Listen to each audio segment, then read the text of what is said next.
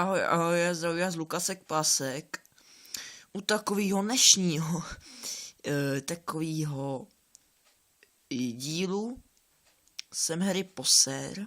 Můžete vidět, já vloguju. Ne, tak, aby jsme si to nějak ujasnili, tak teď budu mít nový kanál. Komu se to nelíbí, ať si klobouk políbí, jak se říká. Budu mít nový kanál, bude se jmenovat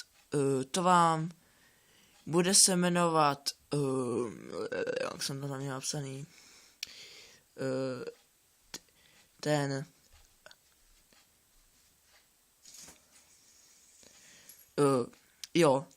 Fake Man, bude se jmenovat Fakeman, Fake Man, takže to bude můj nový kanál, kde budu natáčet nový videa, protože jsem si nový fraps, s tím frapsem jsem byl taky docela spokojený, ale teď mám úplně nový.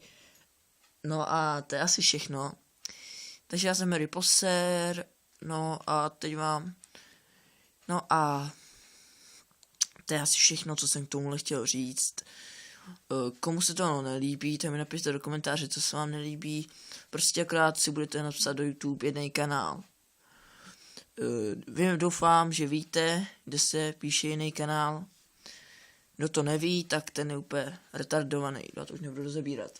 Takže to je asi všechno. Komu se to nelíbí, samozřejmě dejte, nemusíte dávat lajky, tady nemusíte dávat nic, tady se vám na to nemusí nic líbit. Komu se to líbí, dejte like, komu se to nelíbí, dejte dislike a kdo mi chce něco sdělit, dejte koment.